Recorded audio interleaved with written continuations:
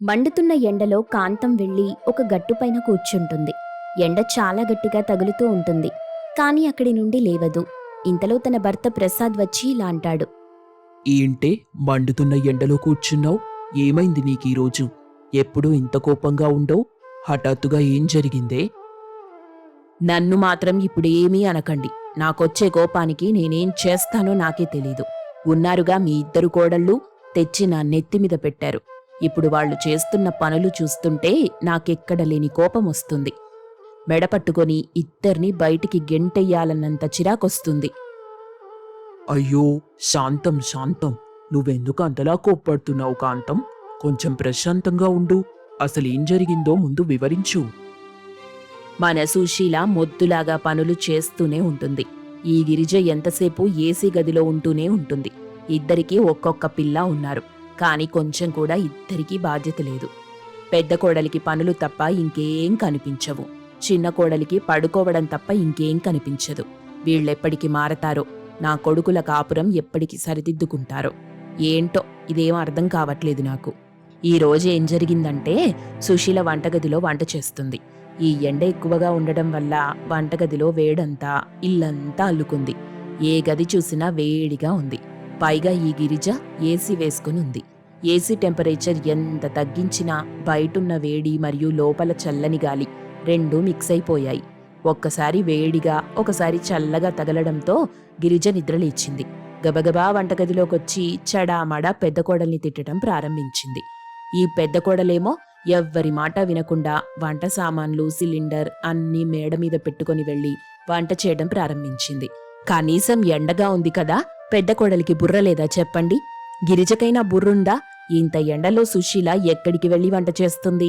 మళ్ళీ మధ్యాహ్నం భోజనం ఆలస్యమవుతుంది కదా. ఇద్దరు కొడుకులు ఇంటికొచ్చేటప్పటికి భోజనం లేకుండా ఉంటే ఎలా ఉంటుంది చెప్పండి? గిరిజ ఏం చెప్తే అది సుశీల దద్దమ్మలాగా ఫాలో అవుతూ ఉంటుంది. కనీసం ఆలోచించే శక్తి ఇద్దరికీ లేకుండా పోయింది. నేను మధ్యలో దూరి ఇద్దరిపై అరిచాను. ఈ ఎండలో కూర్చొని వంటెందుకు చేస్తున్నావంటే గిరిజ అంటుంది, ఎక్కడో దగ్గర వంట చేస్తుంది కదా అని.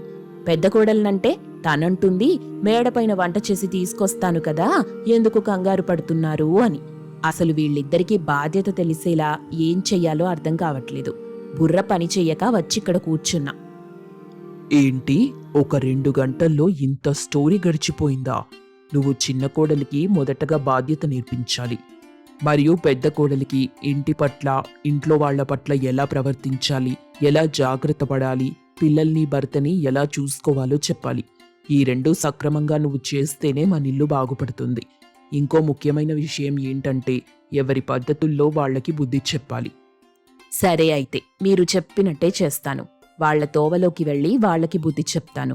ఇప్పుడు గాని నా ఇల్లుని నేను కాపాడుకోలేకపోతే తర్వాత చాలా ఇబ్బంది పడతాను అని ఇద్దరూ మాట్లాడుకుని అలా నడుచుకుంటూ ఇంటికి చేరుకున్నారు. ఇంట్లో మేడపైన వంట చేసి చెమటతో తడిచి సుశీల ఉంటుంది. మరియు అప్పుడే లేచి కాఫీ తాగుతూ ఉంది చిన్న కోడలు. కొద్దిసేపటి తరువాత అందరూ భోజనాలు చేసి ఎవరి గదిలోకి వాళ్ళు వెళ్ళిపోయారు. కాంతం పెద్ద కోడల్ని పిలిచి, నాకు బయట మార్కెట్లో చిన్న పనుంది. నువ్వు నాతో పాటు వస్తావా? ఒక్కదాన్నే వెళ్ళాలి. మరియు సామాన్లు తెచ్చుకోవాలి. నువ్వుంటే కొంచెం బ్యాగులు పట్టుకోవడానికి సాయంగా ఉంటావు. అలా కబుర్లు చెప్పుకుంటూ షాపింగ్ చేస్తే షాపింగ్ చేసిన ఫీలింగ్ రాదు. ఫ్రీగా అన్ని పనులు అయిపోతాయి. సరే అత్తయ్య, వస్తాను. కాంతం సుశీలతో కలిసి మార్కెట్కి వెళ్ళిపోయింది. మార్కెట్లో అన్ని వస్తువులు కొనుక్కుంటూ ఉంటారు. షాపింగ్ చేసేటప్పటికి చాలా ఆలస్యమవుతుంది. ఇంతలో ఇంట్లో ఇద్దరు పిల్లలు ఆకలి వేస్తుందని గోల పెడుతుంటారు. ఎవరూ లేకపోవడంతో వెళ్లి చిన్న కోడల్ని నిద్రలేపుతారు. ఎందుకురా నన్ను నిద్రలేపుతున్నారు? ఏం జరిగింది? అంత గోలెందుకు చేస్తున్నారు? అమ్మా, నాకు చాలా ఆకలేస్తుంది, తినడానికి ఏమైనా కావాలి. వెళ్ళు, పెద్దమ్మ ఉంది కదా, పెద్దమ్మని అడుగు, ఇస్తుంది. నన్నడిగెందుకు ఇబ్బంది పెడుతున్నావు? ఇంట్లో ఎవ్వరూ లేరమ్మా. నానమ్మ, పెద్దమ్మ బయటికి వెళ్లారు. మాకు చాలా ఆకలి వేస్తుంది. నువ్వు తొందరగా మాకేమైనా తినడానికి చేసేస్తే మేము ట్యూషన్కి వెళ్ళాలి, లేట్ అవుతుంది. అయినా కూడా గిరిజ నిద్రలేవలేదు. ట్యూషన్కి టైం అవడంతో పిల్లలిద్దరూ వెళ్ళిపోతారు. సాయంత్రం ఆకలితో ఇంటికొస్తారు. అమ్మా, నువ్వు పడుకున్నావు. మేము ఆకలితో ట్యూషన్కి వెళ్ళిపోయాం. పెద్దమ్మ కూడా ఇంట్లో లేదు. ట్యూషన్లో చాలా ఆకలేసింది. చిన్న కోడలు నిద్రలేచిన తరువాత పిల్లలు తినలేదని తెలిసి చాలా బాధపడింది. మరుసటి రోజు కూడా కాంతం తన పెద్ద కోడల్ని తీసుకొని పేరంటానికి వెళ్ళిపోతుంది. రాము వచ్చి మళ్ళీ గిరిజని నిద్రలేపుతాడు. ఆగరా, లేస్తున్నాను, 2 నిమిషాలాగు. గిరిజ తప్పక నిద్రలేస్తుంది. ఏదో ఒకటి వండడానికి ట్రై చేస్తుంది. కానీ తనకి ఏదీ వండటం చేతకాదు.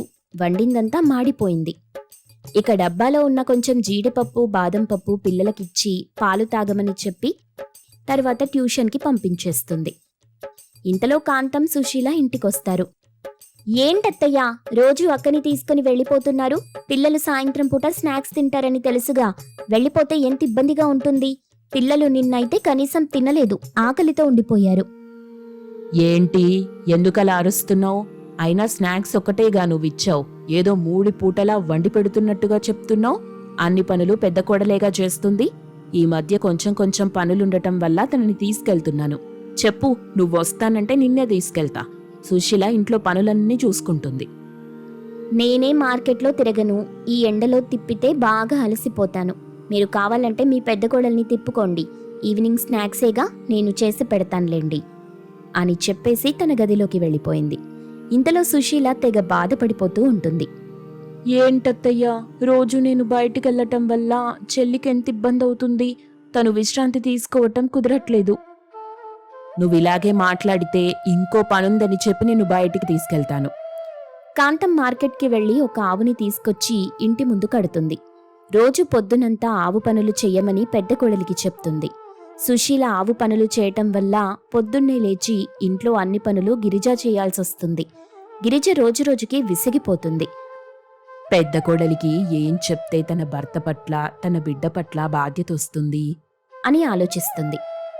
ఇంతలో తనకి ఒక ఐడియా వచ్చింది. కూతుర్ని ఇంటికి రమ్మని కబురు పెడుతుంది. అమ్మా, బాగున్నావా? ఏంటి, రమ్మని కబురు పెడితే గాని ఇంటికి రావట్లేదు? పనిలో అంత నిమగ్నమై ఉన్నావా? అమ్మా నాన్న కూడా గుర్తు రావట్లేదు నీకు? వాళ్ళిద్దరి మాటలు సుశీల మరియు గిరిజ కూర్చొని వింటున్నారు. అలా ఏం లేదమ్మా, మీరు నాకెందుకు గుర్తురారు? కానీ మేము పిల్లల్ని తీసుకుని బయట ఊరు తిరగడానికి వెళ్ళాం. పోనీ పిల్లలు స్కూల్కి వెళ్ళాకొద్దామంటే మళ్ళీ పిల్లలు తిరిగొచ్చేసరికి నేను ఇంట్లో ఉంటే అక్కడ జరిగిన కబుర్లన్నీ చెప్తారు. ఆఫీస్కి వెళ్ళొచ్చి ఈయన కూడా నాకు ఆఫీస్ విశేషాలన్నీ వివరిస్తారు. పొద్దటి నుండి ఏం చేశానా, ఏం చెయ్యలేదు అని నేను కూడా సంతోషంగా షేర్ చేసుకుంటాను. నేనొక్క క్షణం గాని వాళ్ళకి కనిపించకపోతే వాళ్ళకి ఏం తోచదు. నన్నింకా వెతుకుతూనే ఉంటారు, ఎక్కడికి వెళ్ళిపోయానా అని. అందుకే అమ్మ రావట్లేదు. ఈసారి నా భర్త మరియు పిల్లలతో కలిసొస్తాను. ఇంకా బయలుదేరుతాను. వచ్చి చాలాసేపు అయిపోయింది. ఆయన ఆఫీస్ నుండి వచ్చేసరికి ఇంట్లో లేకపోతే చాలా ఇబ్బంది పడతారు. పిల్లలు కూడా స్కూల్ నుంచి వచ్చేస్తారు. వాళ్ళని మళ్ళీ ట్యూషన్కి పంపించాలి అని చెప్పి కాంతం కూతురు బయలుదేరి వెళ్ళిపోయింది. ఆ మాటలన్నీ సుశీల మరియు గిరిజ వింటారు. ఏంటి, ఇద్దరు అలా వింటూ కూర్చున్నారు? ఏమైంది? అదే అత్తయ్య గారు, వదిన తన కుటుంబంతో చాలా సరదాగా సంతోషంగా ఉన్నట్టుంది. నిమిషం కూడా కుటుంబాన్ని వదిలి ఉండలేకపోతుంది. ఏ ఆడపిల్లైనా ఒకసారి పెళ్ళై పిల్లలొచ్చాక తన కుటుంబమే జీవితం అవుతుంది. కానీ మీరిద్దరూ అలా కాదు. నీకెంతసేపు పనులతోనే అయిపోతుంది. గిరిజ ఏదో చెప్పిందని నువ్వు మేడ మీదకి వెళ్ళి వంట చేయటం మొదలెట్టావు. ఈ గిరిజేమో ఏసీ గదిలో ఏసీ వేసుకొని పడుకుంటూ ఉంటుంది. మీకు కుటుంబం పట్ల బాధ్యత గాని, చక్కదిద్దుకుందామని గాని ఏమీ లేదు. మీరు ఇలాగే ఉంటే మీ కుటుంబం ఏమవుతుందో తెలుసా? ఇప్పటికైనా మీరిద్దరూ కలిసి మీ భర్తలతో సఖ్యంగా ఉంటూ ఇంట్లో పనులన్నీ చేసుకుంటూ ఉంటే బావుంటుంది. పిల్లలు వచ్చేసరికి వాళ్లతో కబుర్లు చెప్పుకుంటూ, భర్తలొచ్చేసరికి వాళ్ళ ఆఫీసులో సంగతులు మాట్లాడుకుంటూ, మీరు మీ ఇంట్లో చేసిన వంటల్ని వడ్డిస్తూ సరదాగా సంతోషంగా ఉంటే కుటుంబం ఆనందంగా ఉంటుంది. కానీ ఒకరు లేచి పనులు చేయటం, ఇంకొకరు పడుకోవటం, ఇలా చేస్తే మన ఫ్యామిలీ మొత్తం ఇబ్బంది పడుతుంది. మీకీ విషయం అర్థమైందనే అనుకుంటున్నా. కాంతం చెప్పిన మాటలు విని ఇద్దరు కోడళ్ళు తమని తాము మార్చుకుని అత్తగారు చెప్పినట్టు ఇద్దరూ కలిసి పనులు చేసుకుంటూ సంతోషంగా ఉన్నారు. అది ద్రాక్షారామం అనే గ్రామం. ఆ గ్రామంలో శాంతమ్మ, రంగయ్య దంపతులు నివాసం ఉంటున్నారు. వారికి సురేష్ అని ఒక్కడే కొడుకు. వారు వృత్తి వడ్రంగి పని చేయడం. తండ్రి కొడుకు ఆ వృత్తిని ప్రతిరోజు చేసేవారు. తండ్రి వయసు పెరగడంతో ఇంట్లో ఉండేవాడు. సురేష్ ఒక్కడే ఆ పనిని చూసుకునేవాడు. కష్టపడి పనిచేసే స్వభావం కలవాడు. సురేష్కు పెళ్లి వయసు రావడంతో వివాహం చేయాలని తల్లిదండ్రులు అనుకుంటారు. వారు అనుకున్న విధంగానే అదే గ్రామానికి చెందిన రోజానిచ్చి వివాహం చేస్తారు. రోజా చాలా తెలివిగలది, స్వార్థపరురాలు. అయినప్పటికీ వివాహం జరిగిన రోజు నుంచి రోజా తన అత్తమామలను చాలా ప్రేమగా చూసుకునేది. అలా రోజులు గడుస్తూ ఉన్నాయి. ఒకరోజు రంగయ్య ఆరోగ్యం క్షీణిస్తుంది. ఆయన ఆరోగ్యం క్షీణించడంతో కుటుంబ సభ్యులు వెంటనే హాస్పిటల్కి తీసుకెళ్తారు. అక్కడ హాస్పిటల్లో డాక్టర్లు ఆయన పరిస్థితిని చూస్తారు. కానీ ఆయనకొచ్చిన జబ్బు ఏంటి అనేది చెప్పలేకపోతారు. 2-3 రోజులు గడిచాయి. ఇక 4వ రోజు ఉదయం డాక్టర్ సురేష్తో, మీ నాన్న ప్రాణానికైతే ప్రమాదం ఏమీ లేదు, కానీ ఆయనకు వచ్చిన జబ్బు ఏంటి అనేది అర్థం కావడం లేదు. వెంటనే మీ నాన్నగారిని పట్టణానికి తీసుకెళ్ళండి. అక్కడికి వెళ్తే విషయం తెలిసే అవకాశం ఉంటుంది. సురేష్ ఆ మాటలకి చాలా బాధపడుతూ, ఇప్పటికే చాలా డబ్బు ఖర్చు పెట్టాను, కానీ ఉపయోగం లేకుండా పోయింది. అక్కడికి వెళ్తే ఏదైనా ఉపయోగం ఉంటుందంటారా? ఖచ్చితంగా అయితే చెప్పలేను, కానీ ఒకసారి అయితే తీసుకెళ్ళండి. ఇంకా అంతా ఆ పైవాడిదయ్యే. మా నాన్నను బ్రతికించడం కోసం ఎంత డబ్బైనా ఖర్చు పెడతాను, అందులో ఎలాంటి సందేహం లేదండి. కానీ ఆయన బ్రతికితే అంతే చాలు. అంతా మంచి జరగాలని ఆ భగవంతుని కోరుకోవడం తప్ప మరింకా నేనేం చేయలేను అంటూ అక్కడి నుంచి వెళ్ళిపోతాడు డాక్టర్. అంతలో పక్కనున్న రోజా తన భర్తతో ఇలా అంటుంది, ఎంత డబ్బైనా పెడతా అంటున్నారు?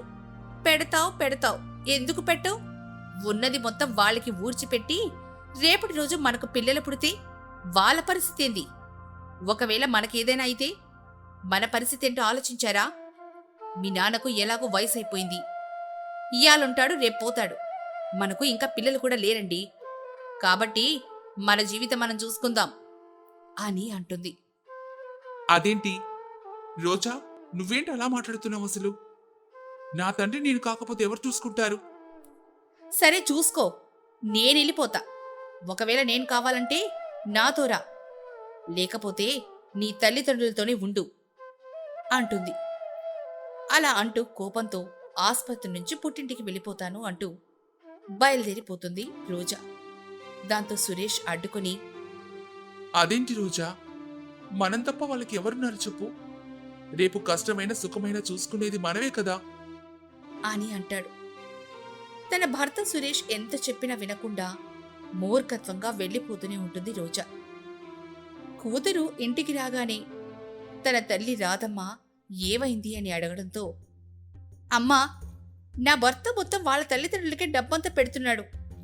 రేపటి రోజున నాకు పుట్టబోయే పిల్లలు బ్రతకడానికి కూడా ఒక్క రూపాయి ఉంచేలా లేడు అని అంటుంది. అందుకు రాధమ్మ, పిచ్చిదానా, అలా అనడం తప్పమ్మా. వాళ్లకున్నదే ఒక కొడుకు. రేపు కష్టమైనా నష్టమైనా తనే చూసుకోవాలి కదా. అత్తమామలంటే తల్లిదండ్రులతో సమానమమ్మా. వాళ్ళను ఎప్పుడూ అలా అనకూడదు. వారు అమ్మ తర్వాత అమ్మ లాంటి వాళ్ళు. తప్పుగా అర్థం చేసుకోకు. రేపటి రోజు నాకు అనారోగ్యంగా ఉంటే ఇలానే చేస్తావా? హా, అమ్మా, ఏం మాట్లాడుతున్నావు? అలా ఎందుకు నేను చేస్తాను? నువ్వు నా తల్లివి. అంటే మీ అమ్మకొక న్యాయం, మీ అత్తగారికొక న్యాయమా? అది తప్పమ్మా. పెళ్లి చేసేంత వరకు తల్లిదండ్రులు, పెళ్లి తర్వాత అత్తమామలే తల్లిదండ్రులు. తన భర్త అత్తమామలు ఆ ఇంటి కోడలకు సర్వస్వం అని అంటుంది. ఆ మాటలకు కోపంతో, నువ్వు మా ఆయన ఎంతైనా చెప్తారులే, మోసేవాడికే తెలుస్తుంది బాధ అని అంటుంది. ఇదిలా ఉండగా ఇంటి వద్ద అక్కడ సురేష్ దీనంగా ఆలోచిస్తూ ఉంటాడు. తన తల్లి కొడుకు దగ్గరికొచ్చి ఇలా అంటుంది, మెరుగైన చికిత్స కోసం డాక్టర్లు ఇంకా డబ్బు అవసరం అవుతుందంటున్నారా? మీ నాన్నగారిని చూస్తే భయం వేస్తుంది. మెరుగైన చికిత్స చేయిస్తేనే బ్రతికేలా ఉన్నాడు. డబ్బు తీసుకొనిరా, వెళ్దాం అంటుంది శాంతమ్మ. ఆ మాటలు విన్న సురేష్, అమ్మా, నా దగ్గర డబ్బులేం లేవమ్మా. ఉన్నప్పటికీ నీకే పెడితే రేపటి రోజున నేను నా భార్య ఎక్కడుండాలి? అని అంటాడు తల్లితో. దానికి శాంతమ్మ, సమాధానం బాగానే చెప్పావురా. అదే నేను చిన్నప్పటి నుంచి నిన్నెందుకు పెంచి పోషించాలి, పెట్టాలి అని నిన్ను ఎక్కడో తీసుకెళ్ళి వదిలేస్తే ఈరోజు నీ పరిస్థితి ఏమయ్యేది? కానీ తల్లి మనసు అది కాదురా. తాలి కట్టిన బంధమైనా వదులుకుంటుంది కానీ కడుపుని వదులుకోదు అని ఏడుస్తూ అంటుంది శాంతమ్మ. నేను నా భార్య దగ్గరికి వెళ్ళిపోతున్నాను అని వెళ్తాడు. ఆ మాటలకి శాంతమ్మ చాలా బాధపడుతుంది. శాంతమ్మ ఏం చెయ్యలేని పరిస్థితి. కొడుకు తప్ప ఆమెకు వేరే ప్రపంచమే లేదు. ఆ కొడుకే డబ్బు లేదు, ఏమీ లేదని కోపగించుకున్నాడు. ఇంకా ఏమీ చెయ్యలేని పరిస్థితి. చేతిలో డబ్బు లేక సరైన చికిత్స అందక మధ్యలోనే రంగయ్య మరణిస్తాడు. ఈ విషయం తెలిసిన కోడలు దరిద్రం వదిలిపోయింది అని చాలా సంతోషిస్తుంది. దానికి సురేష్ బాధపడతాడు. కొడుకు కోడలు ఇంటికి తిరిగొస్తారు. అలా రోజులు గడుస్తూ ఉన్నాయి. ఒకరోజు రోజా ఇలా అంటుంది, మా మావ సచ్చాడు, మా అత్తయ్య మిగులుంది, ఇంకా ఈవెన్ని కూడా ఇంటి నుంచి పంపించేస్తే నేను మా ఆయన సంతోషంగా ఉండొచ్చు. ఇక నేను ఆడిందే ఆట, పాడిందే పాట అని అనుకుంటూ ఉంటుంది. ఆ రోజు నుంచి అత్తను తిట్టడం, తన భర్త పని నుంచి ఇంటికి రాగానే లేనిపోని మాటలు కల్పించి చెప్పి తన భర్తతో తిట్టించడం అలాంటివి చేస్తూ ఉండేది. ఒకరోజు చాలా పెద్దగా గొడవ జరుగుతుంది. అది చూస్తూ కూడా సురేష్ ఏం మాట్లాడకుండా అలాగే చూస్తూ ఉంటాడు. నువ్వింట్లో ఉంటే నేను నా భర్త సుఖంగా కాపురం చేయలేము. నువ్వు తక్షణమే ఇంట్లో నుంచి బయటికెళ్ళు. ఆ మాటలన్నీ సురేష్ వింటూనే ఉంటాడు.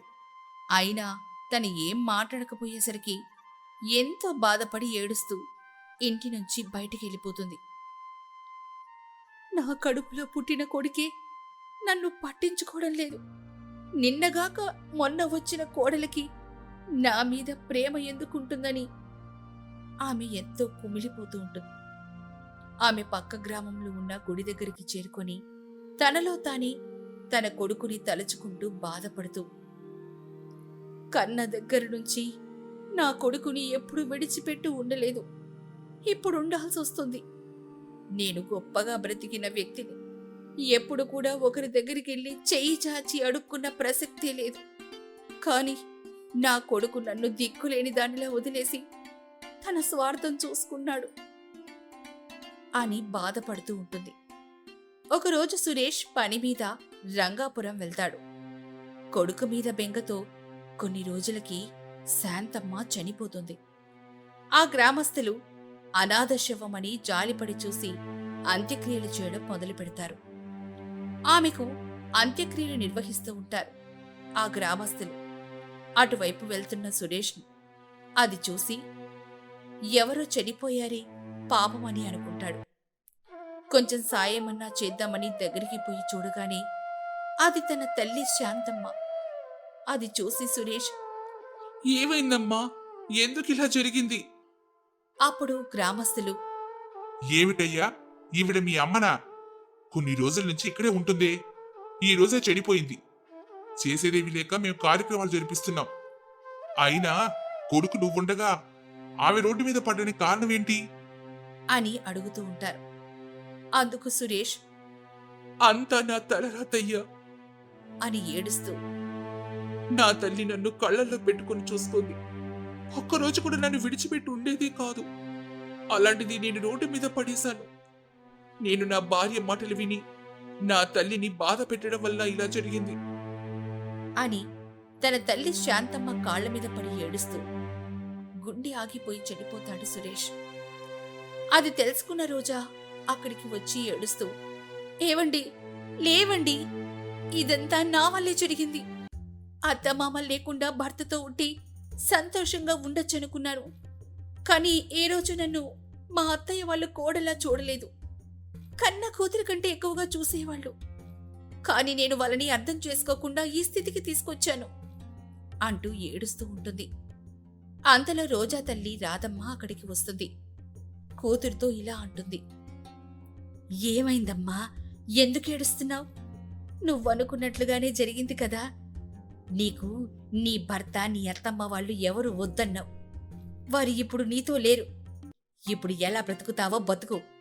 నా కంటల్లో ప్రాణం ఉండుగా నువ్వు నా ఇంటి గడప తొక్కడానికి నేను ఒప్పుకోను అని అంటూ రాధమ్మ అక్కడి నుంచి వెళ్ళిపోతుంది.